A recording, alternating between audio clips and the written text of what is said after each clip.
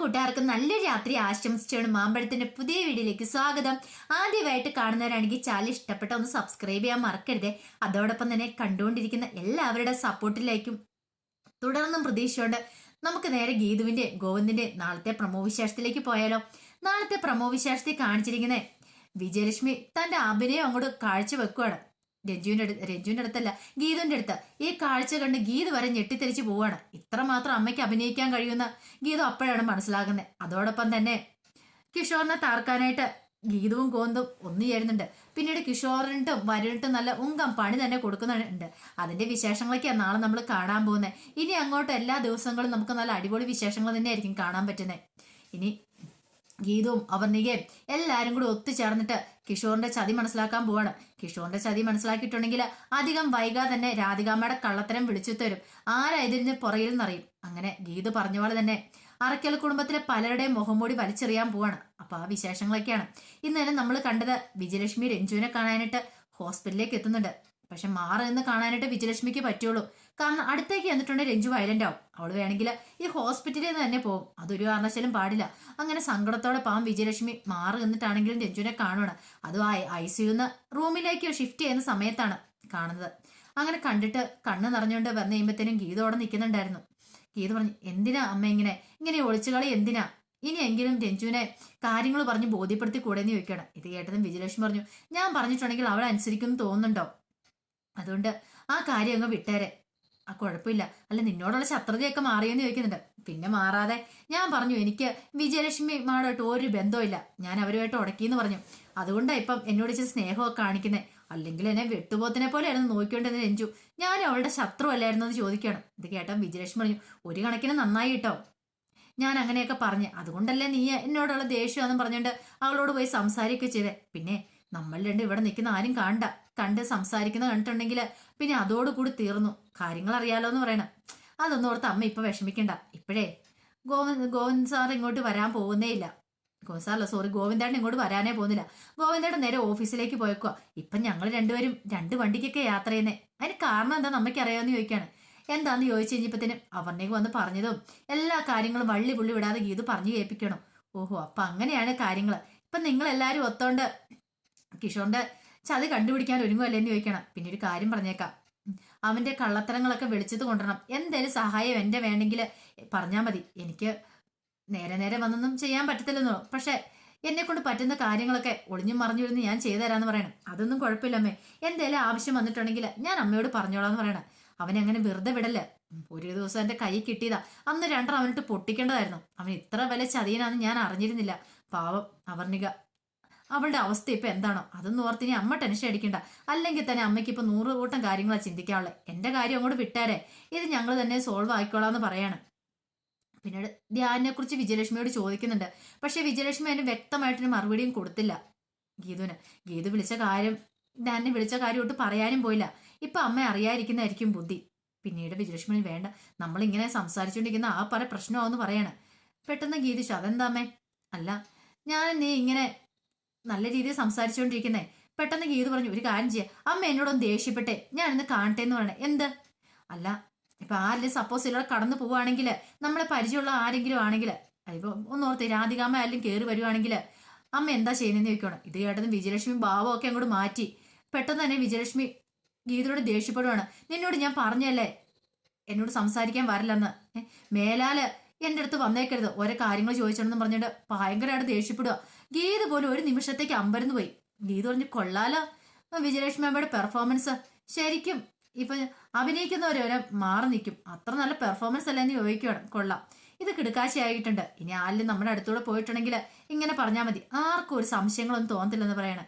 ഇത് കേട്ടതും വിജയലക്ഷ്മി പറഞ്ഞു, ഞാൻ എത്രമാത്രം അഭിനയിച്ചിരിക്കും ജീവിതത്തിൽ, ഇപ്പോഴും ഞാൻ അഭിനയിച്ചുകൊണ്ടിരിക്കുമല്ലേന്ന് ചോദിക്കുകയാണ്. ഇത് കേട്ടതും ഗീത ചോദിച്ചു, അതെന്താ അമ്മ അങ്ങനെ പറഞ്ഞേ? ഒന്നുമില്ല, ഞാൻ പൊതുവായിട്ടൊരു തത്വം അങ്ങോട്ട് പറഞ്ഞാന്ന് പറയണം. പിന്നീട് ഗീത പറഞ്ഞു, അതെ അന്ന് ഞാൻ രഞ്ജുവിന്റെ അടുത്തേക്ക് ചെല്ലട്ടെ, അവൾക്കുള്ള കഞ്ഞിയായിട്ട് വന്നാന്ന് പറയാണ്.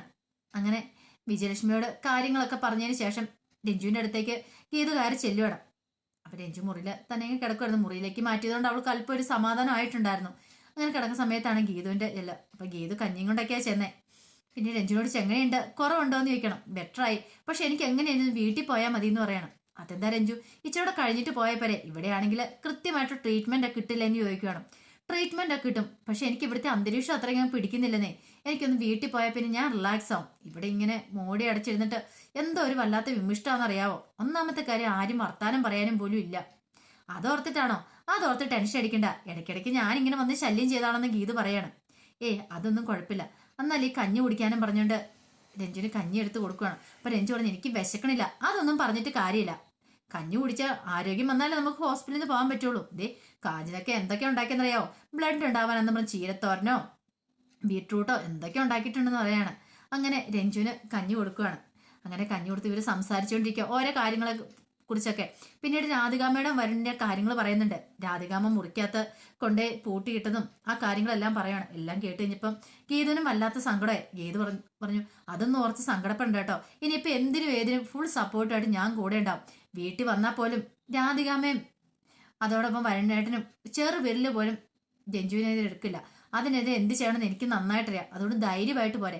ഇത്ര നാളും ഗോവിന്ദേട്ടൻ മാത്രമേ രഞ്ജുവിന്റെ ഒപ്പം ഉണ്ടായിരുന്നുള്ളെങ്കിൽ ഇനിയിപ്പം ഞാനും കൂടെ ഉണ്ട്. ഒരു ഏട്ടത്തിയമ്മയുടെ സ്ഥാനത്ത് ഞാൻ രഞ്ജുവിന്റെ കൂടെ ഉണ്ടെന്ന് പറയാണ്. ഇത് കേട്ടൻ രഞ്ജുവിന്റെ അറിയാതെ കണ്ണ് നിറഞ്ഞു പോയി. കാരണം യഥാർത്ഥത്തിലുള്ള സത്യം അതാണല്ലോ, ഏട്ടത്തിയമ്മയാണല്ലോ. പക്ഷെ അത് തുറന്നു പറയാൻ പറ്റില്ല. ഇപ്പൊ തുറന്നു പറയല്ലെന്നാ പറഞ്ഞേക്കുന്നത്. പിന്നീട് രഞ്ജുവിനോട് ചോദിച്ചു, അല്ല ഞാൻ ഒരു കാര്യം ചോദിച്ചോട്ടെ, അന്ന് ആ ഫംഗ്ഷൻ പ്രിയമോളുടെ നടക്കുന്ന സമയത്ത് അന്ന് ആമാടപ്പെട്ടിയായിട്ട് അവിടെ രഞ്ജുവാണ് വന്നത്. അത് ശരിക്കും ഷിബു കണ്ട കാര്യങ്ങളാണ്. പക്ഷെ അത് ഞാൻ ആ കൂടുതൽ ലെറ്റർ ഉണ്ടായിരുന്നു. അപ്പൊ ആ ലെറ്റർ ഞാൻ വായിച്ചപ്പോൾ എനിക്കൊരു കാര്യം മനസ്സിലായി. ഇപ്പൊ ആ ആമാടപ്പെട്ടി കൊണ്ടാണ് തന്ന രഞ്ജു ആണെങ്കിൽ രഞ്ജു ഞാനും തമ്മിൽ ഒരിക്കൽ കാണും, നമ്മൾ തന്നെ കാണേണ്ട വരുമെന്ന് അതിനെ കത്തിനകത്ത് എഴുതിയേക്കുന്നത്. എന്തുകൊണ്ടാണ് രഞ്ജു അന്ന് ആ കത്തിനകത്ത് അങ്ങനെ എഴുതിയത്? അല്ലെങ്കിൽ ആ ആമാടപ്പെട്ടി രഞ്ജുവിന് എവിടുന്ന് എങ്ങനെ കിട്ടിയെന്ന് ചോദിക്കുകയാണ്. ഇത് കേട്ട രഞ്ജു ഒന്ന് പുഞ്ചിരിക്കുക. എന്താ ചിരിക്കണേ? ഒന്നുമില്ല, സത്യം പറ, എങ്ങനെ ആ ആമാടപ്പെട്ടി കിട്ടിയെന്ന് ചോദിക്കുകയാണ്. ഇത് കേട്ടതും രഞ്ജു പറഞ്ഞു അതൊക്കെ സർപ്രൈസാ, ഒരു കാര്യം ചെയ്യാം, ഇത്രയും കണ്ടുപിടിച്ചല്ലേ, ആ കാര്യം കൂടെ അങ്ങോട്ട് കണ്ടുപിടിക്കാൻ പറയാണ്. ഇത് കേട്ടതും ഗീതം ആഹാ അപ്പൊ അങ്ങനെയാണല്ലേ, എല്ലാം എന്റെ തലക്കിടെ വെച്ച് കിട്ടുമല്ലേ, കുഴപ്പമില്ല ഞാൻ കണ്ടുപിടിച്ചോളാം എന്ന് പറയാണ്. ഈ സമയത്താണ് ഫോൺ ബെല്ലടിക്കുന്നത്. നോക്കിയപ്പോഴത്തേനും ഗോവിന്ദേട്ടനാണോന്നോർത്ത് കോൾ എടുക്കുക. അപ്പൊ ഗോവിന്ദന്റെ മുന്നില് വരുൺ വന്ന് ഇപ്പുണ്ടായിരുന്നു. വരുൺ വന്ന് ഇരുന്നപ്പോഴാണ് കോള് വിളിക്കുന്നത്. കാരണം വരുണിന്റെ ഉള്ളിൽ ഒരു സംശയം ഉണ്ടാക്കണം, താനും ഗീതു ഇപ്പൊ ശത്രുതയിലാന്നുള്ള കാര്യം. ഫോൺ എടുത്ത് കഴിഞ്ഞപ്പോഴത്തേനും ഗോവിന്ദ് ചോദിച്ചു എവിടെയാ ഗീതു നീ ചോദിക്കോടെ. അല്ല ഞാൻ രഞ്ജുവിന്റെ അടുത്ത്, നീ എത്ര സമയം എവിടെ നിന്ന് ഇറങ്ങിയിട്ട് ഇതുവരെയായിട്ട് നിനക്കും കൂടെ എത്താറായില്ലേ? ഇതേ ഓഫീസിൽ വരുമ്പോൾ അതിൻ്റെതായ ഒരു കൃത്യ സമയമൊക്കെ ഉണ്ട്, പഞ്ച്വാലിറ്റി പാലിക്കണം. അത് ഇതുവരെയായിട്ട് നീ പഠിച്ചിട്ടില്ലേ? വെറുതെ വൈസ് ചെയർമാനെന്ന് പറഞ്ഞുകൊണ്ട് ഇരുന്നിട്ട് കാര്യമില്ല. അതിന് ചില ഉത്തരവാദിത്തങ്ങളൊക്കെ ഉണ്ട് ആ സീറ്റിൽ ഇരിക്കുന്നതിന്. അത് നിനക്ക് എന്താണെന്ന് അറിയാവുന്ന ചോദിക്കണം. വരുൺ ഒരു നിമിഷം ഞെട്ടിത്തിരിച്ചിരിക്കുകയാണ്. ഈ കേൾക്കുന്നതെല്ലാം സത്യമാണോ എന്റെ ഭഗവാനെ? ശരിക്കും ഗോവിന്ദനും ഗീതുവിനെ വെറുത്തു തുടങ്ങിയോ? അപ്പൊ കിഷോറിന്റെ പദ്ധതികളൊക്കെ പ്രവർത്തിച്ചു തുടങ്ങിയിട്ടുണ്ട്. അതുകൊണ്ടാണ് ഇങ്ങനെ പെട്ടെന്ന് എത്രയും പെട്ടെന്ന് ഇവിടെ എത്തണം. എനിക്ക് ഒന്നും ഒരു എക്സ്ക്യൂസും കേൾക്കണ്ട. നീ എവിടെ പോയോ എന്ത് ചെയ്തെന്ന് അറിയത്തില്ല. ഇവിടെ കമ്പനിയുടെ കാര്യങ്ങൾ കഴിഞ്ഞിട്ട് നിന്റെ സ്വന്തം കാര്യങ്ങൾ പറഞ്ഞു കേട്ടല്ലോ എന്ന് മനസ്സിലാവാണ്. ഗീതന് മനസ്സിലായി അങ്ങേ തലക്കിൽ ഒന്നേ കിഷോർ അല്ലെ വരുണ ആരെങ്കിലും ഉണ്ട്. അതുകൊണ്ടാണ് ഗോവിന്ദനെ ഈ പ്രഹസനം. ഗീതയുടെ ശരി ശരി എന്ന് പറഞ്ഞ് കോള് കെട്ടിയാണ്. രഞ്ജു ചോദിച്ചു എന്താന്ന് ചോദിക്കുകയാണ്. അത് ഗോവിന്ദനെ വിളിച്ച് എന്താ പറ്റി? ഗോവിന്ദൻ ദേഷ്യപ്പെടുന്ന പോലെ തോന്നി. ഒന്നുമില്ല എന്ന് പറയണം. അതാ ഞാൻ അങ്ങോട്ട് ഇറങ്ങട്ടെ, കുറച്ച് സമയമായില്ല ഞാൻ വന്നിട്ടെന്ന് ചോദിക്കണം. ശരി പൊക്കാളാൻ പറയണം. ഇങ്ങനെ ഫോൺ വെച്ച് കഴിയുമ്പോഴത്തേനും വരുണിനോട് ഗോവിന്ദൻ പറയാം അതെങ്ങനെയാ, ഒരു ഉത്തരവാദിത്തം പറയാൻ സാധനമില്ല, അവൾക്കത് തോന്നുന്ന വഴിയിൽ നടക്കുക. അതിങ്ങനെ ഓരോരുത്തന്മാരുണ്ടല്ലോ കൂടെ നടക്കാനായിട്ട് എന്നൊക്കെ പറഞ്ഞ് ഇങ്ങനെ കുറ്റപ്പെടുത്തുക. ഗീത ഭയങ്കരമായിട്ട് കുറ്റം പറയാം. ഇത് കേട്ട് കഴിഞ്ഞപ്പോഴത്തേനും വരും പറഞ്ഞു അല്ല ഗോവിന്ദേട്ടാ, ഗീതുവിനെ എന്തിനാ വെറുതെ വഴക്ക് പറഞ്ഞത്? വഴക്ക് പറയാനേ, അവള് വഴക്കല്ല പറയണ്ടേ, അവളുടെ കറം നോക്കി നാളെ പൊട്ടിക്കുകയോ ചെയ്യണ്ടേ, അവളുടെ തോന്നിയാസമല്ലേ നടക്കണേ. ഈ കമ്പനിയിൽ ഇരുന്നിട്ട് എനിക്കിട്ട് തന്നെ പണി തന്നോണ്ടിരിക്കുമെന്ന് പറയണം.